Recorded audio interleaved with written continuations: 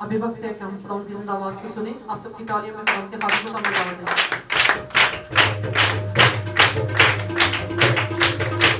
Praise the Lord! Praise the Lord! Praise the Lord! Praise the Lord! Hallelujah!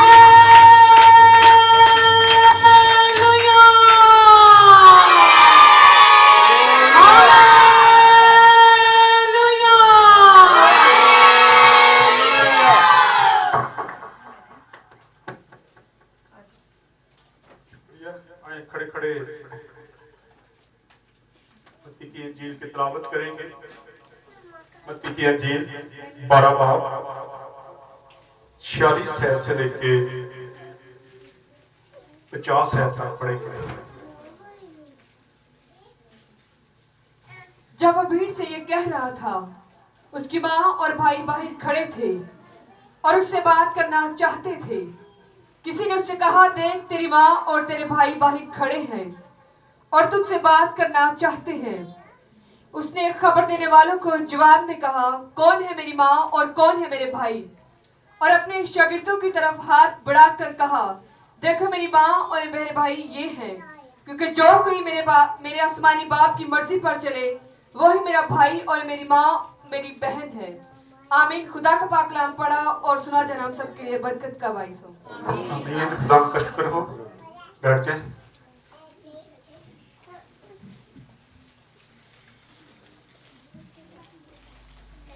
खुदा का कलाम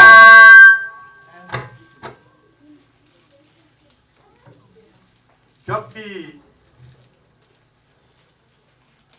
खोला जाता है, बहुत सारी बातें हैं जो नई नई सीखने को मिलती हैं और ये खुदा के भेद हैं, रूहुल कुद्दस की बातें हैं। ये वाकया बज़ाहिर आम सा मालूम होता है। ये वाकया बज़ाहिर तो आम सा मालूम होता है कि यीशु के खानदान के अफराद उससे मिलने आते हैं। आयत 12 से मैं इसको पढ़ने लगा। लिखा है कि जब वो भीड़ से ये कह रहा था, उसकी माँ और भाई बाहर खड़े थे और उससे बात करना चाहते थे। किसी ने उससे कहा, देख तेरी माँ और तेरे भाई बाहर खड़े हैं और तुझसे बात करना चाहते हैं। अब यहां पे मत्ती रसूल जो है इसको साफ तरीके से खोलता नहीं है, लेकिन यहां पे ये पता चलता है कि वो किसी खास मकसद से आए थे। वो उसको मिलने नहीं आए थे, बल्कि लिखा है कि वो तुझसे क्या करने आए हैं? बात करना चाहते हैं। वो तुझसे बात करने के लिए आए हैं। ये एक सवालिया निशान है, लेकिन मरकस की अंजील को जब हम देखते हैं, आज हम थोड़े से हवाला जात देखेंगे। मरकस जो है वो इस बात को बयान करता है, जबकि खुदावंद यीशु मसीह के खानदान में से उसके भाई ये समझते थे कि खुदावंद यीशु मसीह क्या कह सकते हैं, खिसक गया। वो समझते थे कि ये बेखुद है, ये ऐसी बातें करता रहता है। वो उसका यकीन नहीं करते थे, क्योंकि वो खुद भी खुदावंद यीशु मसीह पर ईमान नहीं लाए थे। अब जब हम मरकस की अंजील को देखेंगे तो वहां हमें पता चलता है कि वाकई ही उनके ज़हन में ये बात चलती थी कि खुदावंद यीशु मसीह जो है वो बेखुद है, यानी कि ये दीवाना है, ये ऐसी बातें करता रहता है। आए जरा हवाला देखें, मरकस की अंजील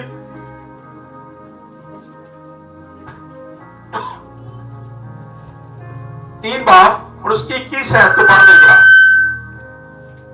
मरकस की अंजील 3 बाब और उसकी 21 आयत को जरा पढ़ें तो यहां मरकस जो है ये इसको ठीक तरीके से क्या करता है?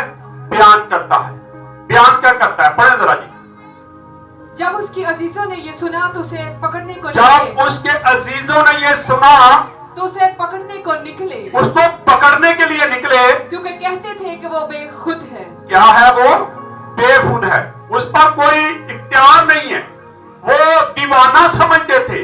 वो समझते खुदा यीशु मसीह ऐसे ही बातें करता रहता है, ऐसे ये काम करता रहता है। क्योंकि इससे पहले जब ऊपर हम थोड़ा सा चले जाए तो वहां के लोगों ने खुदा यीशु मसीह पर इल्जाम लगाया था कि ये बेलज़बूल की मदद से क्या करता है? बदुओं को निकालता है।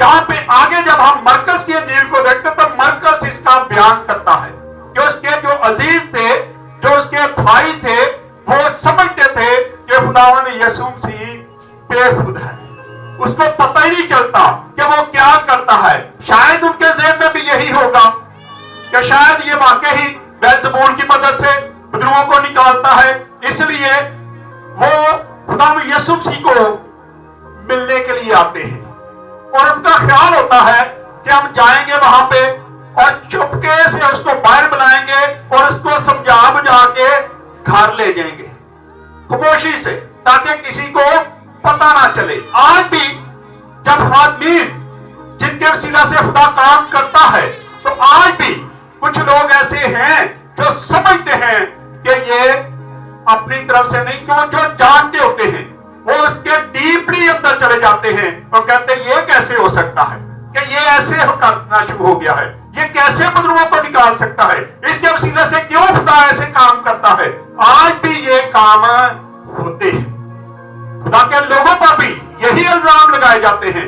यहाँ खुदा यीशु मसीह को देखते हैं कि खुदावंद यीशु मसीह के अपने भाई बहन जो है, शायद भाई जो जेलसपन का भी शिकार हो कि ये कैसे इतना, ऐसे ही होता है। मेरी भी फैमिली में कुछ ऐसे लोग हैं जो समझते कि हम तो बड़े पुराने खिदमत करने वाले थे, बड़ी देर से हम खिदमत कर रहे थे, लेकिन अब ये एकदम से कैसे आगे निकल गए हैं, कैसे खुदा ने इनको बरकत दे दी। लेकिन खुदा बरकत उस वक्त देता है जब आप उसके साथ वफादार होते हैं। आए एक हवाला देखते हैं कि क्या होता है जबकि खुदा यीशु मसीह इस बात की तस्दीक करते हैं। यूहन्ना 7 बाब उसकी पहली आयत से लेकर 9 आयत तक पढ़ेंगे। खुदावंद यीशु मसीह अपनों के बारे में क्या कहता है जी। इन बातों के बाद यीशु गलील में फिरता रहा।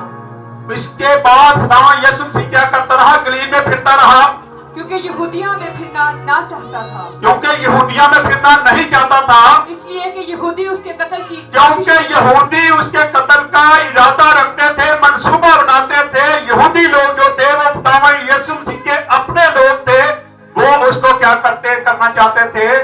मारना चाहते थे, कत्ल करना चाहते थे। इसलिए खुदावंद यीशु मसीह वहां नहीं जाना चाहता था। हाँ जी पढ़े। और यहूदियों की ईद ख़याम नजदीक थी। लेकिन यहूदियों की ईद ख़याम नजदीक थी। बस उसके भाइयों ने उससे कहा, बस उसके भाइयों ने क्या कहा? यहाँ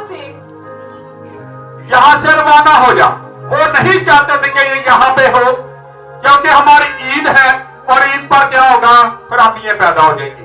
कई बार ऐसा ही होता है, हमारा कोई ऐसा बहन भाई कोई गलत काम करता हो या ऐसे कोई काम करता हो तो फिर हम भी कोशिश करते यार ईदा देने ना कितने बेचा आ जाए, कितने खराबियां ही ना पैदा हो जाए, कभी ये ना हो जाए। यहाँ पर भी हमें नजर आता है कि उसके भाई उसको क्या कहते हैं? पढ़े जी। बस उसके भाइयों ने उससे कहा, यहाँ से रवाना हो जा। यहाँ से रवाना हो जा, यहूदिया को चला जा, यहूदिया में चला जा, ताकि जो काम तू करता है उन्हें ताकि जो काम तू करता है वो तेरे शिगिर्द भी देख सके। लेकिन उनका इरादा कुछ और था जी, क्योंकि ऐसा कोई नहीं जो मशहूर होना चाहे और छुप कर काम करे।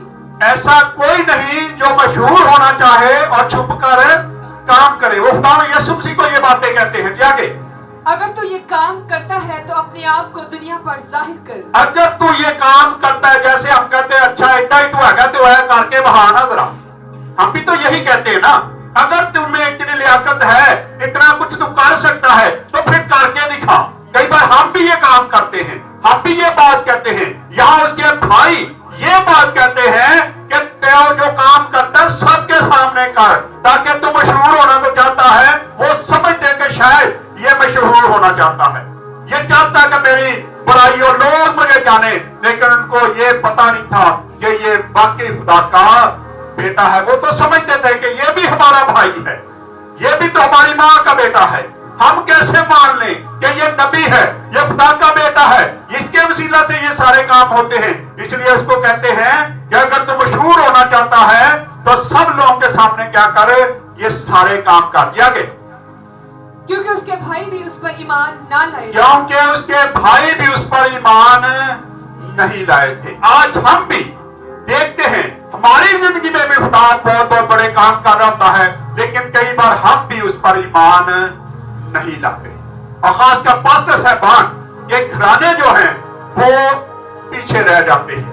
वो समझता नहीं ये क्या, वो और पास्टरों के पास जाके दुआ करवाना पसंद करते हैं और जगहों पे जाना पसंद करते हैं, क्योंकि आगे बढ़े जरा खुदा यीशु मसीह क्या कहते हैं। बस यीशु ने उनसे कहा कि मेरा तो अभी वक्त नहीं आया, मेरा तो अभी वक्त नहीं आया, मगर तुम्हारे लिए सब वक्त है। लेकिन तुम्हारे लिए सब वक्त है, तुम्हारे लिए सारे वक्त है, मेरा भी वक्त नहीं आया। जी आगे।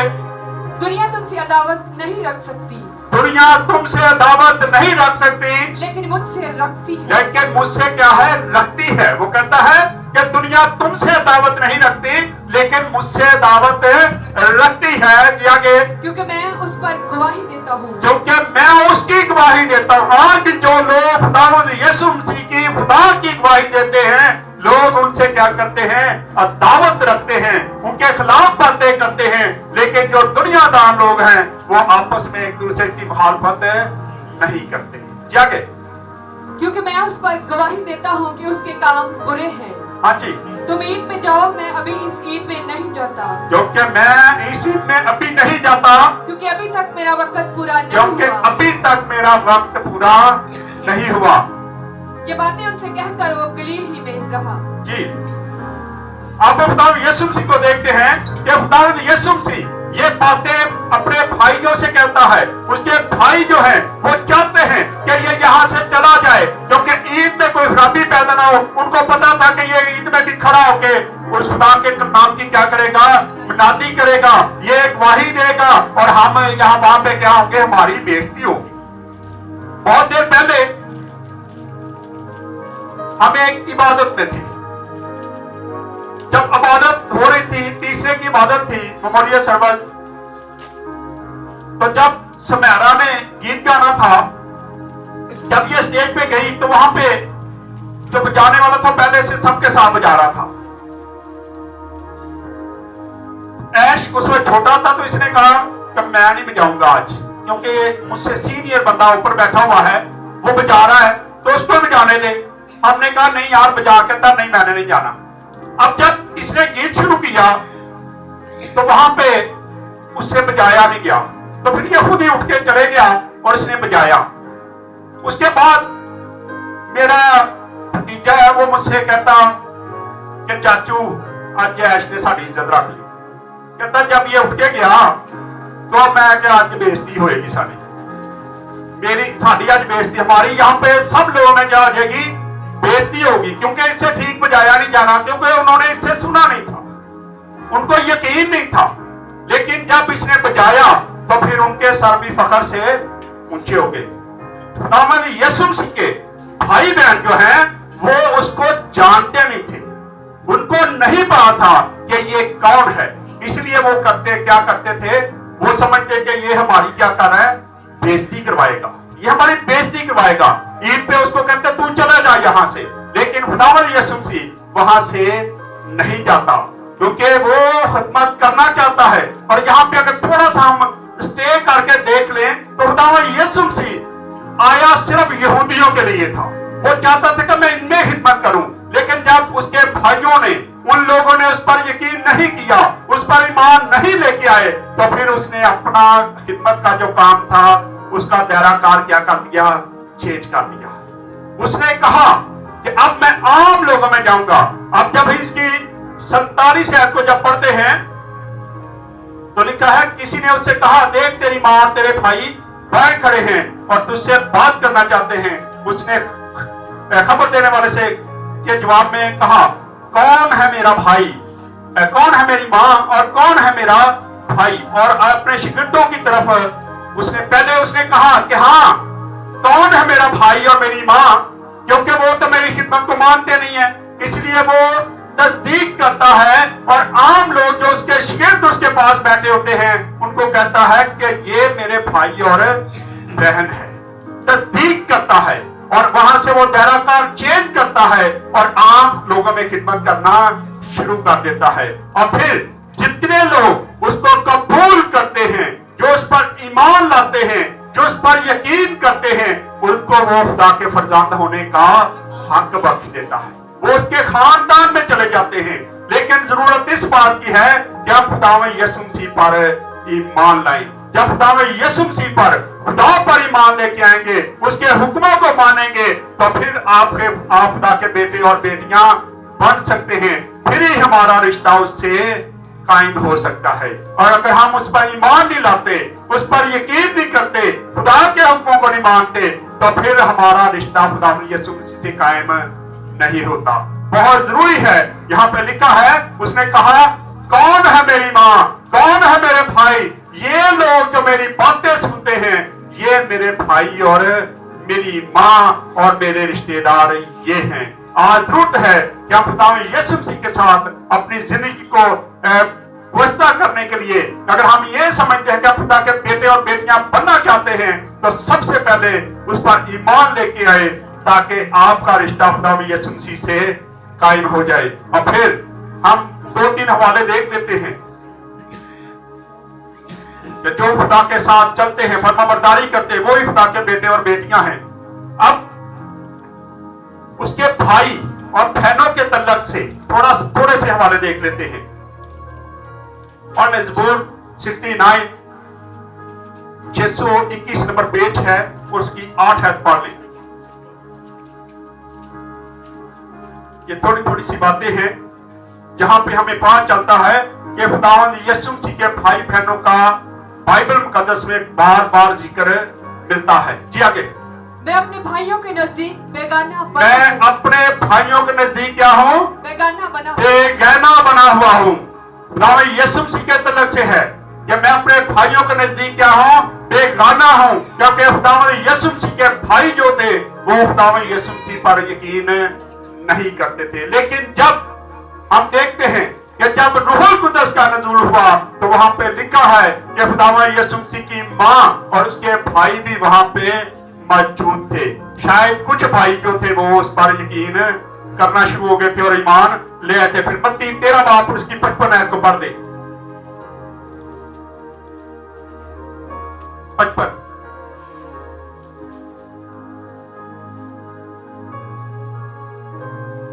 क्या ये बुराई का बेटा नहीं? अब वो लोग जो खुदावंद यीशु मसीह को जो वो काम करता था, जब वो मौजूद करता था, तो वहां के लोग क्या कहते थे? क्या ये बड़ाई का बेटा नहीं है? क्योंकि खुदावंद यीशु मसीह का बाप यूसुफ जो है वो हमें तरखान नजर आता है, वो बड़ाई का काम करता है, इसलिए लोग कहते हैं क्या ये बड़ाई का बेटा नहीं है? ये तस्दीक है सारी बातों की। जी आगे। और इसकी माँ का नाम मरियम, और क्या इसकी माँ का नाम मरियम नहीं है? इसका बाप बुराई का काम नहीं करता और इसकी माँ का नाम मरियम नहीं है। आगे। और इसके भाई याकूब और यूसुफ और शमौन और यहूदा नहीं? ये सारे नाम खुदावंद यीशु मसीह के भाइयों के बताए जाते हैं कि क्या ये इसके भाई नहीं है? आगे। और क्या इसकी सब बहनें हमारे यहाँ नहीं? हमारे यहाँ नहीं। हमसे शादियां नहीं इनकी हुई, हम तो इनके साथ शादियां कर चुके हैं। फिर ये कैसे नबी बन गया? कैसे ये खुदा का बेटा कहला रहा है? कैसे ये मौजूद करता है? कैसे ये बुजुर्गों को निकालता है? कैसे इसके पास इख्तियार आ गया है? वो यहाँ पे तस्दीक करते हैं इन सारी बातों की। आगे मरकस की अंजील 3 बाब और उसकी 31 और 32 आयत पढ़ दे।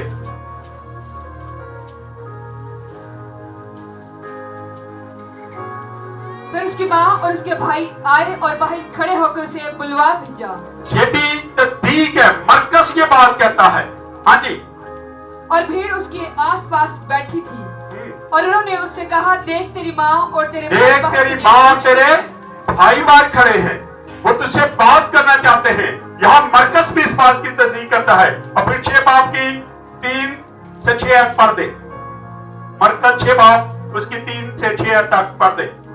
क्या ये वही बुराई नहीं जो मरियम का बेटा और यकूब, क्या ये वही बुराई नहीं जो मरियम का बेटा और जो यकूब मरियम का बेटा और यकूब का और भाई है? यूसुफ और यहूदा और शमाउन का भाई है। ये बार बार हमारा याद मिलते हैं कि खुदा में यीशु मसीह की पैदाइश के बाद और इस पर पावरफुल जो बात वो आती है वो ये है कि खुदा कहता ये मेरा इकलौता बेटा है।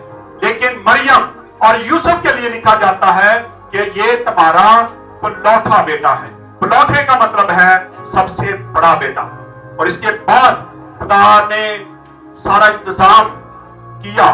खुदा यीशु मसीह के पैदाइश के बाद यकीनन मरियम से और भी बच्चे पैदा हुए होंगे जिनके नाम हमें बाइबल मुकद्दस में मिलते हैं। आगे पढ़े इसको। फिर यूहन्ना 7 बाब और उसकी 3 से 5 आयत तक पढ़ दे।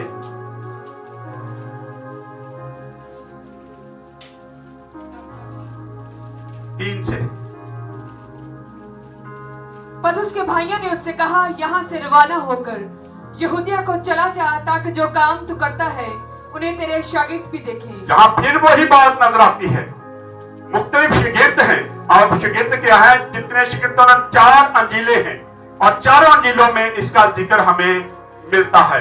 यहाँ पर भी लिखा है कि यही बात पीछे हम मत्ती में पढ़ते हैं, फिर मरकस में पढ़ते हैं, अब यूहन्ना भी वही बात लिख रहा है कि अब तू यहाँ से क्या कर चला जा। ये पढ़े थे इसको। ताकि जो काम तू करता है उन्हें तेरे शागिर्द भी देखें, क्योंकि ऐसा कोई नहीं जो मशहूर होना चाहे और छुप कर काम करे। अगर तू ये काम करता है तो अपने आप को दुनिया पर जाहिर कर। अपने आप को क्या कर? दुनिया पर जाहिर करते। जी आगे। क्योंकि उसके भाई भी उस पर ईमान ना लाए थे। हाँ जी। बस यीशु ने उनसे कहा कि मेरा तो अभी वक्त नहीं। अब तो खुदा यीशु मसीह को जब यहाँ पे देखते हैं तो यही बातें जब यीशु मसीह ने फाका किया तो अभी 22 तारीख को पहला रोजा होगा और हम भी रोजे रखेंगे। खुदा यीशु मसीह के आजमाइश के दिन थे वो। और खुदा यीशु मसीह के पास जब पुलिस आया तो वो भी यही बातें करता था, अगर तू खुदा का बेटा है तो ये साबित कर दे, तू ये साबित कर दे। कई बार हम भी यही काम करते हैं। हम भी कहते हैं कि अगर तू खुदा का खादिम है तो ये बात साबित करके दिखा, ये काम करके दिखा। हम भी तो यही कुछ करते हैं। हम खुदावंद यीशु मसीह पर जब तक ईमान नहीं लाएंगे उतनी देर तक हमारा रिश्ता खुदावंद यीशु मसीह के साथ कायम नहीं होगा। और ना तो हम खुदा के बेटे और बेटियां बन सकते हैं जब तक हम खुदावंद यीशु मसीह पर ईमान नहीं लाएंगे। बहुत जरूरी है कि हम अपने गुनाहों का इकरार करें। खुदावन तू हमारे गुनाहों को माफ कर, हम तुझ पर ईमान लाते हैं क्योंकि तू खुदा का बेटा है। और हम जब ये ईमान ले आएंगे, अपने गुनाहों का इकरार करेंगे तो हमारा ताल्लुक खुदा से बन जाएगा और फिर हम खुदा के बेटे और बेटियां बन जाएंगे। आइए खुदा इस कलाम के वसीला से खुदा हम सबको बरकत दे। आइए अपने सरों को झुकाएंगे और दुआ करेंगे। दुआ में कोई भी रहनुमाई कर सकता है।